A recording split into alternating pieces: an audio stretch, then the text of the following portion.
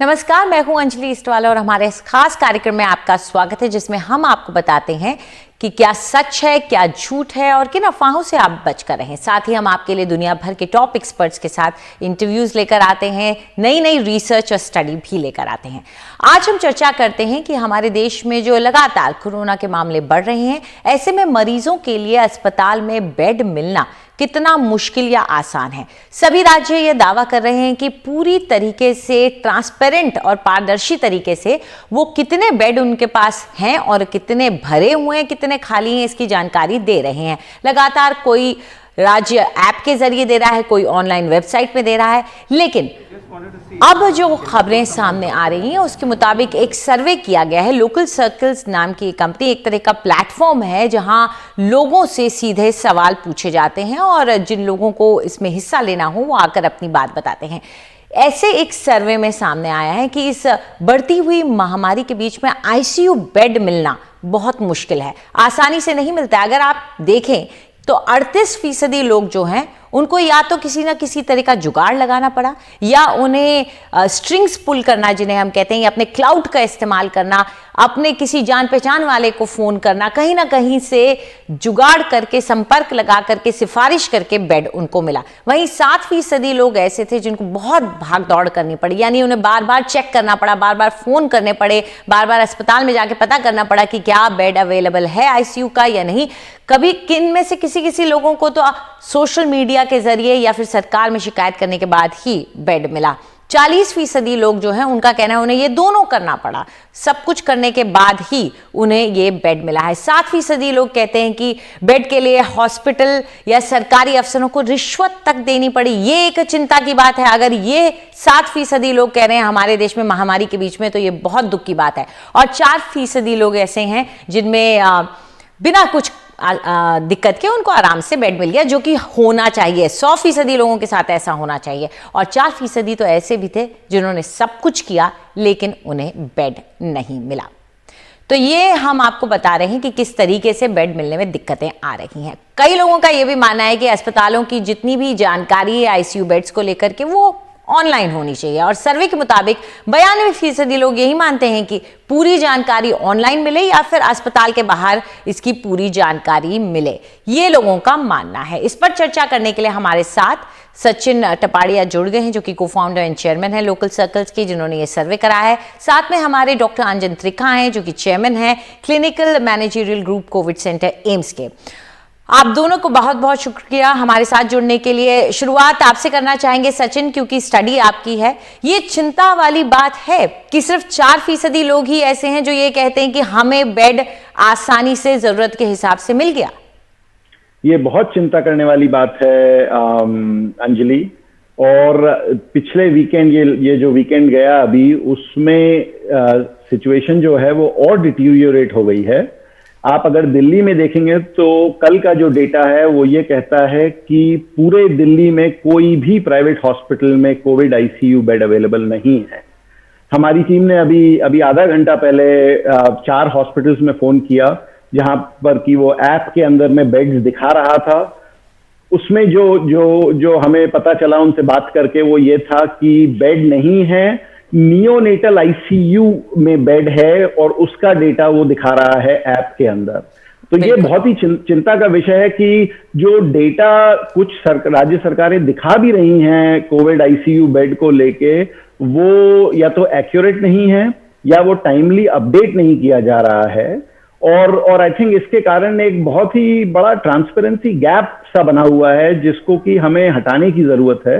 And आप जो सर्वे में फाइंडिंग्स देख रहे हैं कि 7% लोगों को रिश्वत देनी पड़ी या उनको जुगाड़ लगानी पड़ी, क्लाउड एंड कनेक्शंस यूज करने पड़े, ये हर आम आदमी के बस की बात नहीं है।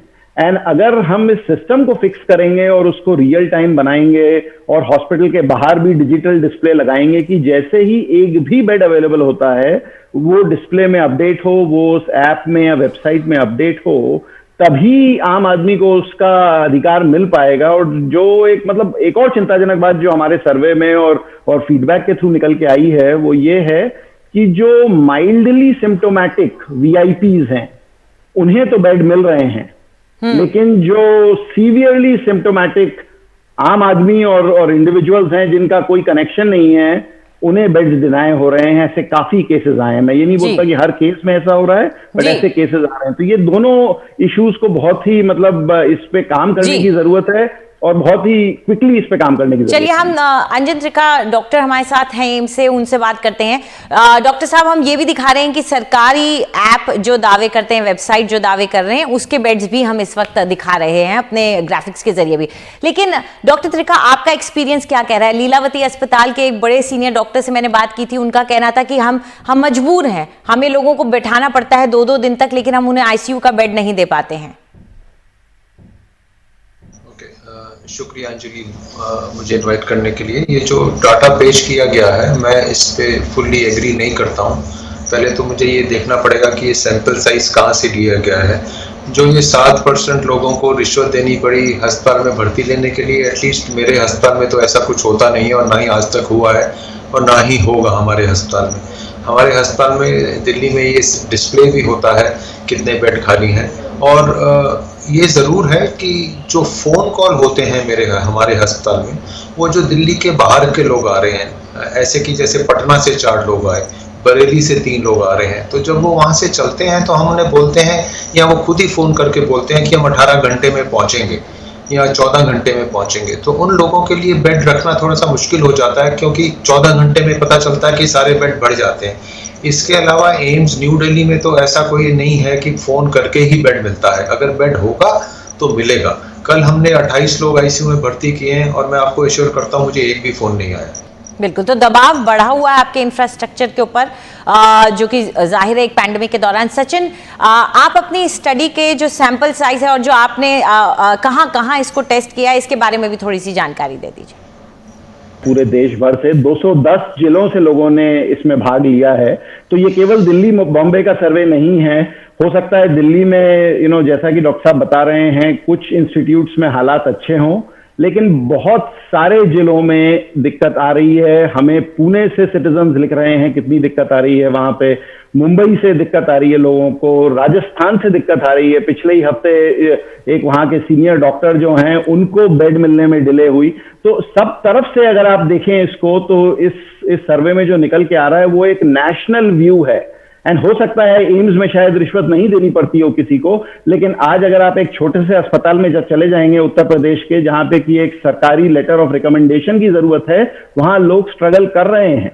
एंड हमें उसी को एड्रेस करना है as a nation, as the health fraternity, as the health ministry. हमें उस पे ध्यान देना है कि कैसे हम इंफॉर्मेशन को रियल टाइम बनाएं ताकि आदमी को वो इंफॉर्मेशन फिंगर टिप्स में मिल सके। डॉक्टर त्रिका, अगर हम ओवरऑल देश के नजरिए से देखें तो एक स्ट्रेस तो है। अगर हम अपने देश के हेल्थ इंफ्रास्ट्रक्चर पर देखें तो कोविड ने एक ऐसा स्ट्रेस डाला है जो पहले कभी नहीं देखा गया था। तो ऐसे में कुछ शहरों में, कुछ कस्बों में इस तरह की स्थिति उत्पन्न होना, क्या ये पॉसिबल है? पहले तो मैं ये कहना चाहूँगा, ये मिस्टर सचिन है शायद जिन्होंने ये सर्वे किया है कि हमारे अस्पताल में ये बोले शायद देने की ज़रूरत नहीं पड़ती है। नहीं, मैं ये आपको इंसिस्ट करता हूँ कि एम्स न्यू दिल्ली में रिश्वत देने का कोई पॉसिबिलिटी ही नहीं है। जितने लोग भर्ती हुए हैं वो अपने क्लिनिकल पैरामीटर्स के कारण भर्ती हुए हैं और आईसीयू के अंदर गए हैं। सो उनसे एक बात पे मैं विश्वास नहीं रखता हूँ। दूसरी बात है कि हमारा देश बहुत बड़ा देश है। आप देख रहे हैं कि आज का पेपर कहता है कि महाराष्ट्र में या बॉम्बे में बोला गया है कि इतने लीटर ऑक्सीजन ही मिला करेगी, पूना में ऑक्सीजन की शॉर्टेज हो रही है। तो हम एज ए कंट्री हम पेंडेमिक में स्ट्रेच हुए पड़े हैं हेल्थ के वजह से, बिकॉज इतने सालों से हेल्थ एक ऐसी जगह है, हेल्थ एक ऐसा एवेन्यू है जहाँ पे गवर्नमेंट्स इतने सारी आई, उन्होंने इतना पैसा नहीं खर्चा है। कितना % ऑफ जीडीपी हेल्थ पे खर्चा गया है। सो अब सब कुछ वो प्रेसिपिटेट हो गया है। I am sure in future इसका ध्यान रखा जाएगा। मैं ये मना नहीं कर रहा हूँ कि छोटे छोटे शहरों में या प्रांतों में ऐसा हो रहा है कि अस्पताल की में बेड कम है या आईसीयू के बेड कम है, बिकॉज वहाँ पे अस्पताल ही कम है। अस्पताल कम है तो अस्पताल के हेल्थ वर्कर भी कम है। ऐसा हो सकता है, बट मैं अपने अस्पताल की बात कर सकता हूँ, मैं कुछ हद तक दिल्ली की बात कर सकता हूँ।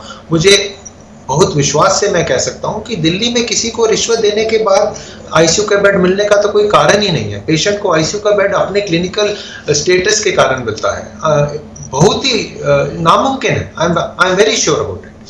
लास्ट स्टेटमेंट बोलना चाहूंगा। मैं इनकी बात से विश्वास रखता हूँ, हमें और ज्यादा करना है। हम ये नहीं कह रहे कि हमने कुछ नहीं किया, हमने किया है, और ज्यादा करना है। फेस्टिव सीजन आ रहा है, फिर इन्होंने खुद बोला फेस्टिव सीजन आ रहा है, तो सिटीजन्स को चाहिए कि फेस्टिव सीजन में हमें इकट्ठे नहीं होना है, हमें पार्टी नहीं करनी है, हमने इतने सारे लोग एक जगह जगह इकट्ठे नहीं करने। ये कहना आसान है, मुझे ये भी मालूम है ये करना मुश्किल है, but at the same time हमारा सिस्टम स्ट्रेच हुआ है, इसलिए डिले हो रहा है, इसलिए लोगों को तकलीफ हो रही है। बट जब सिस्टम स्ट्रेच होता है, वो कोई भी सिस्टम हो, वो अस्पताल हो या कोई और इंडस्ट्री हो या खाने की चीज का हो या कुछ भी हो, जब सिस्टम स्ट्रेच होता है तो थोड़ी सी तकलीफ आती है, और हमें उसको अपनी तरफ से उसको एक्सेप्ट करके देखना चाहिए कि हम बेस्ट क्या कर सकते हैं।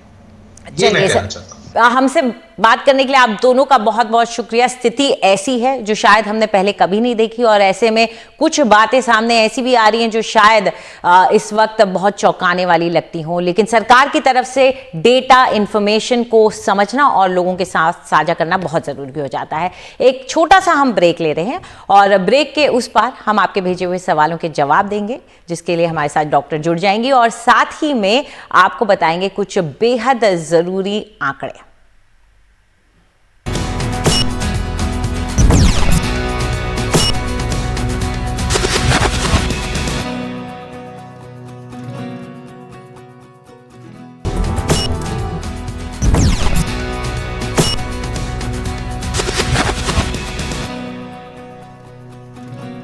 और अब वक्त है आपके भेजे हुए सवालों के जवाब देने का। डॉक्टर उमा कुमार, जो कि प्रोफेसर एंड हेड है डिपार्टमेंट ऑफ र्यूमेटोलॉजी एम्स की, हमारे साथ जुड़ गई हैं।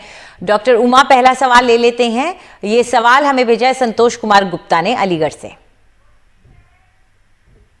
मैं संतोष कुमार गुप्ता अलीगढ़ से।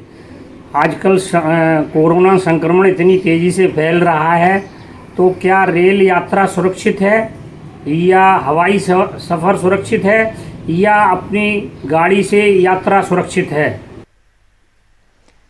डॉक्टर देखिए, हाँ देखिए, कोई भी जगह जहाँ पर बहुत सारे लोग एक साथ इकट्ठे हो रहे हैं, चाहे वो हवाई यात्रा हो, रेल यात्रा हो, बस से यात्रा हो या फिर पैदल ग्रुप में जा रहे हैं, तो सभी में कोरोना वायरस इन्फेक्शन फैलने का रिस्क है। और डेफिनेटली अपनी गाड़ी ज्यादा सुरक्षित है। जहां आप अकेले जा रहे हैं तो बहुत अच्छा, साथ में जो लोग हैं उनके बारे में अगर आपको जानकारी है कि वो कैसी प्रैक्टिसेस कर रहे हैं, और जो ड्राइवर है वो आपका अपना है, जान पहचान वाला है, जिससे आप पता है कि उसे इन्फेक्शन नहीं है, लक्षण नहीं है, तो इससे ज्यादा सुरक्षित कोई बात नहीं है। जी, चलिए अगला सवाल ले लेते हैं जो हमें संध्या महेश्वरी ने भेजा है।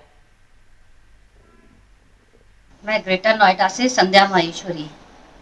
आज से 9वीं से 12वीं तक के स्कूल आंशिक रूप से खुल रहे हैं, तो मेरा प्रश्न यह है कि अगर बच्चे स्कूल जाना चाहें तो उनको क्या क्या सावधानियां बरतनी होंगी? बहुत ही इम्पोर्टेंट क्वेश्चन है संध्या जी आपका। और बच्चे जैसे स्कूल जा रहे हैं तो सबसे एक अच्छी बात इस इन्फेक्शन के बारे में मैं ये कहना चाहूंगी कि चाहे वो किसी उम्र का इंसान हो, चाहे उसको कोई भी बीमारियां हो, चाहे वो बड़ा हो या छोटा हो, सबको सावधानियां एक ही जैसी लेनी है। तो बच्चे भी मास्क लगा के क्लासरूम में जाएं। उनको इतने दिन हो गए इन्फेक्शन को हुए हैं, तो सैनिटाइजेशन कैसे करना है, हैंड्स का सिखाई दिया होगा, चीजें बहुत इधर उधर नहीं छूनी है। सबसे इम्पोर्टेंट यहाँ पे है कि जब बच्चे लंच करेंगे उस समय जब वो मास्क हटाएंगे तो इन्फेक्शन का खतरा होगा। और बच्चे कितना उन सब बातों को मान पाते हैं। तो स्कूल में तो करें ही, घर पे भी आप अपने बच्चे के टेम्परेचर को टाइम टाइम पर लेते रहें ताकि उस पर नजर रखी जा सके। डॉक्टर उमा कुमार हमारे साथ जुड़ी, आपका बहुत बहुत शुक्रिया डॉक्टर। Thank you. चलिए अब आपको कुछ आंकड़े समझाते हैं। जाने से पहले एक नजर डालते हैं कि आखिर भारत में कोरोना जो फैल रहा है उसमें कौन से ऐसे राज्य हैं जहां सबसे ज्यादा ग्रोथ रेट देखने को मिल रहा है, यानी कि इसके फैलने की दर सबसे ज्यादा किन राज्यों में है। और अगर इसे आप देखें तो इसमें महाराष्ट्र नहीं आता है, वहां सबसे ज्यादा मामले भले ही हैं लेकिन उसका ग्रोथ रेट अभी इन राज्यों से कम है। सबसे ज्यादा केरल में देखा जा रहा है 3.56% के साथ। ये देखिए, इनके कुल जो मामले हैं 1,35,000 के पार हैं। छत्तीसगढ़ 3.49% के साथ 86,000 मामलों के पार है। पंजाब तीसरे नंबर पर है ग्रोथ रेट के मामले में, बढ़ने की दर में, फैलने की दर में। मध्य प्रदेश उसके बाद आता है और आखिरी है या पांचवा कहें तो देश के सभी राज्यों में तो उड़ीसा है, जिसमें 2.48% के साथ कोरोना इस वक्त फैल रहा है। यहां पर भी 1 लाख से ज्यादा, लगभग 2 लाख के करीब मामले हो रहे हैं। तो ये बड़ी चिंता की बात है कि इन राज्यों में बढ़ने की दर इस वक्त बहुत ज्यादा है। इस दर को सीमित करना होगा क्योंकि उसी से कोरोना का संक्रमण सीमित होगा और दूसरे लोगों में फैलने से रुकेगा। तो राज्यों को इस बात पर खास तौर पर गौर करना होगा, सिर्फ यही नहीं कि उनके यहाँ कितने मामले हैं। तो चलिए, हमारे आज के कार्यक्रम में इतना ही, लेकिन जाते जाते आपको फिर से याद दिला दें कि अगर आप अपने घर के बाहर जा रहे हैं, अगर आप ऑफिस जा रहे हैं, पब्लिक ट्रांसपोर्ट का इस्तेमाल कर रहे हैं तो मास्क जरूर लगाएं, अपने हाथ को बार बार सैनिटाइजर से साफ करें और साथ में जब मौका मिले साबुन पानी से हाथ जरूर धोएं। फिलहाल हमारे कार्यक्रम में इतना ही। नमस्कार।